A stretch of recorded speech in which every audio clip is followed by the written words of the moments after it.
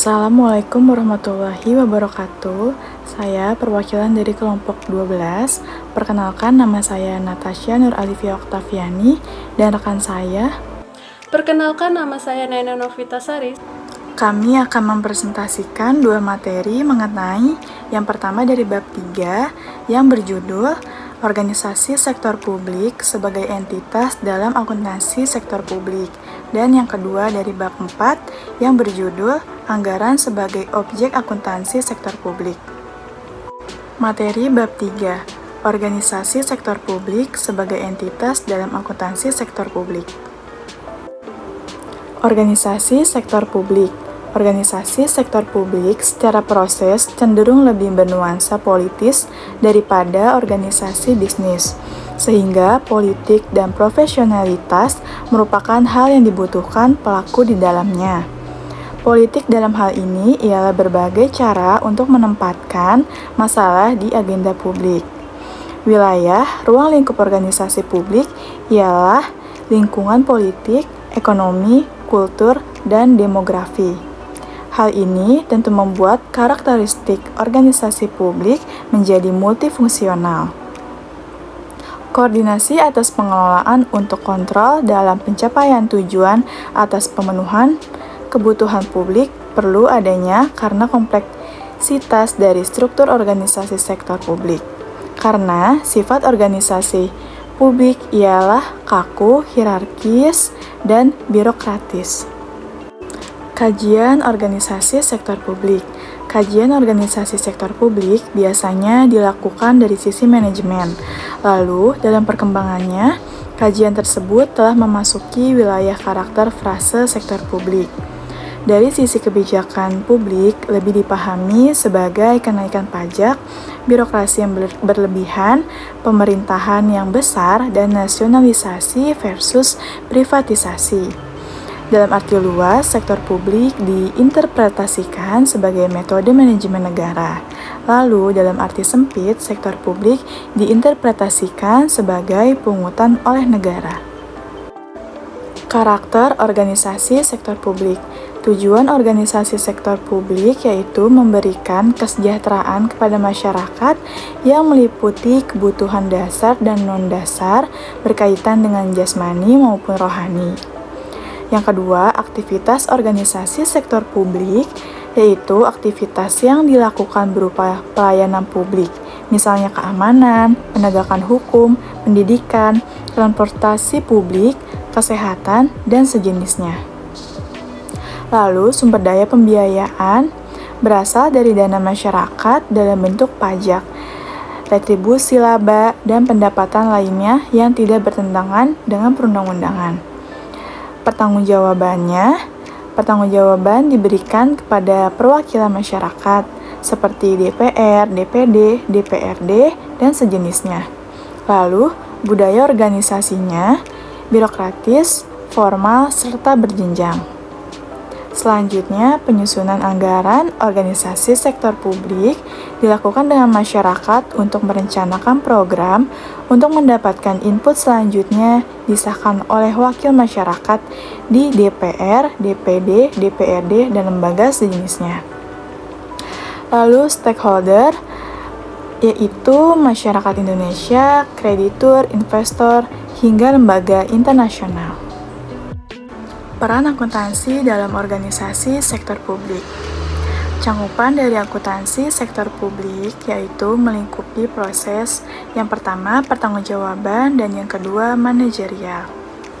Ruang lingkup proses manajerial seperti perencanaan, penganggaran, dan ratifikasi anggaran dengan adanya pos-pos aktivitas beserta anggarannya.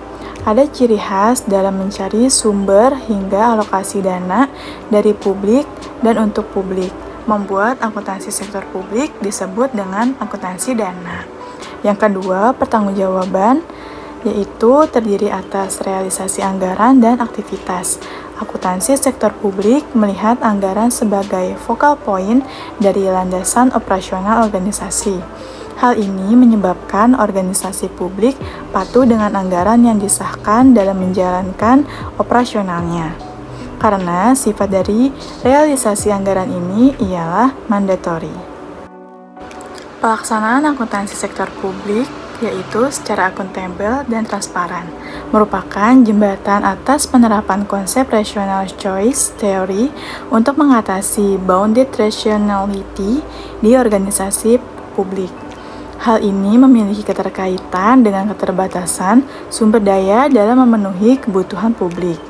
Tuntutan pembaharuan atau reformasi sistem keuangan pada organisasi publik memiliki tujuan agar pengelolaan uang publik dilakukan secara transparan berdasarkan konsep value for money, sehingga dapat menciptakan akuntabilitas publik. Tujuan utama dari reformasi sektor publik itu sendiri ialah terwujudnya akuntabilitas publik. Dengan demikian, sarana yang dapat berperan dan mendukung organisasi sektor publik dalam menghasilkan akuntabilitas publik merupakan peran akuntansi pada organisasi sektor publik.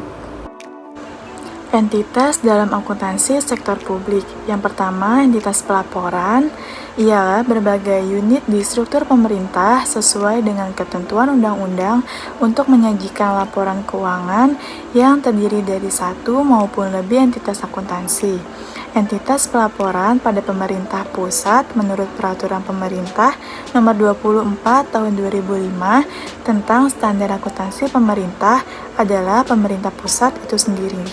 Sedangkan setelah berlakunya Hal Nomor 24 Tahun 2005, masing-masing pemenang negara atau lingkungan pemerintah pusat berubah menjadi entitas pelaporan. Hal ini berarti setiap atau organisasi pemenang negara dan lembaga lainnya wajib menyusun dan menyajikan laporan pertanggungjawaban berupa laporan keuangan yang bertujuan umum.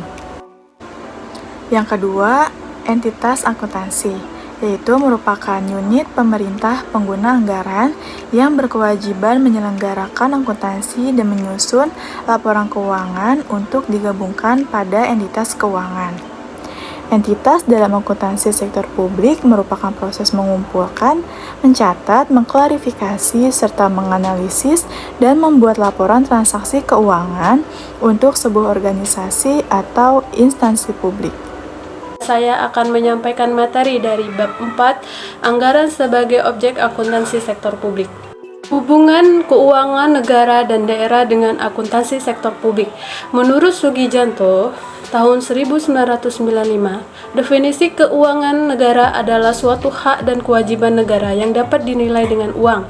Demikian pula segala sesuatu baik yang berupa uang maupun barang yang dapat dijadikan milik negara sehubungan dengan pelaksanaan hak dan kewajiban dimaksud. Hak untuk melakukan pencetakan uang, penarikan pajak dan retribusi serta penggadaan pinjaman merupakan salah satu kewenangan atau cara yang dilakukan oleh pemerintah dalam rangka mengisi kas negara. Dalam pembukaan Undang-Undang tahun 1945 menjelaskan bahwa kewajiban negara adalah kewajiban pemerintah untuk menyelenggarakan tugas negara.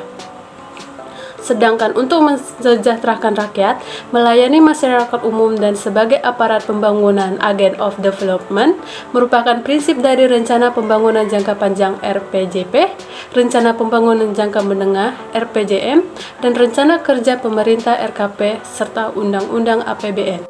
Sistem akuntansi keuangan sebagai bagian penyelenggaraan sektor publik.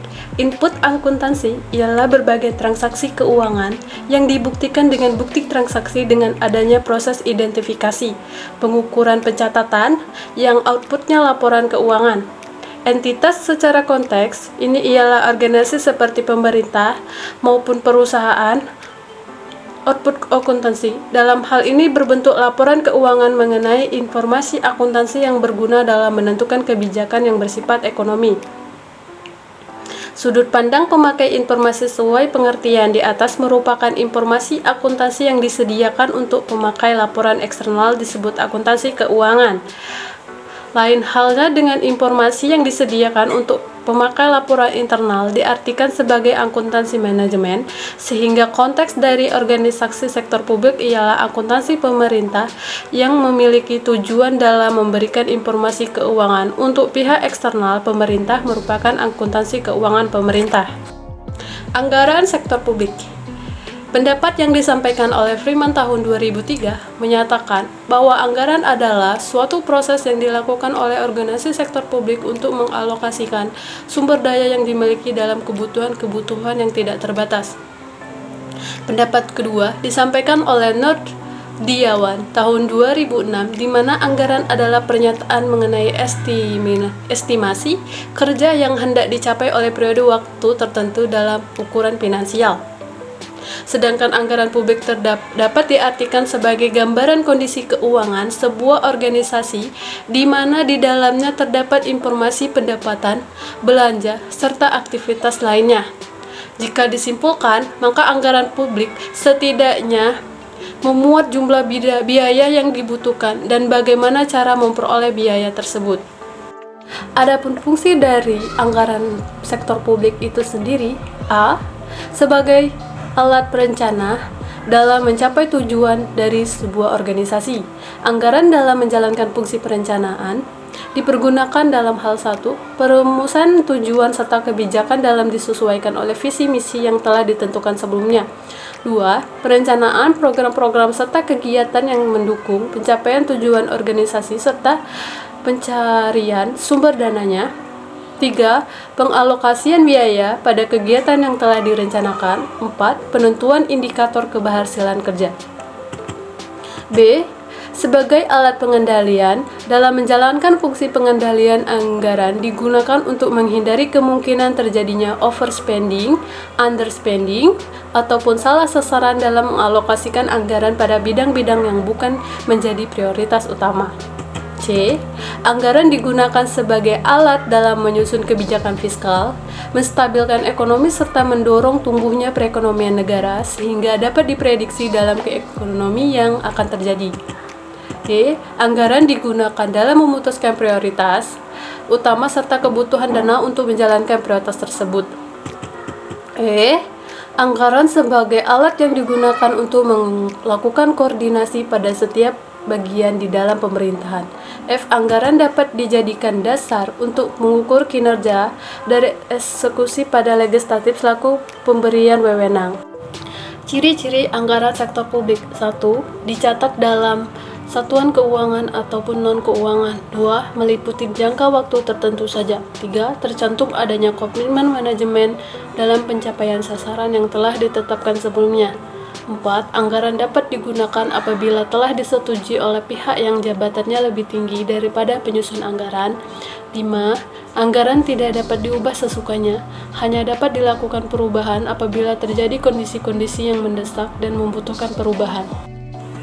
Jenis-jenis anggaran dapat dilihat berdasarkan jenis aktivitasnya, status hukumnya, dan berdasarkan penyusunannya, yaitu A. Berdasarkan jenis aktivitasnya, anggaran dibagi ke dalam 2 kelompok. 1. Anggaran operasional, yaitu anggaran yang ditunjukkan guna menjalani operasi atau kebutuhan harian dalam menjalankan pemerintah selama 1 tahun. 2. Anggaran modal, yaitu anggaran yang mencatatkan rencana jangka panjang serta pembelanjaan aktivitas tetap. Berdasarkan status hukumnya, anggaran dibedakan ke dalam 2 kelompok. 1. Anggaran tentatif, merupakan anggaran yang tidak perlu adanya pengesahan dari lembaga legislatif karena penggunaannya biasakan berdasarkan hal-hal di luar rencana. 2.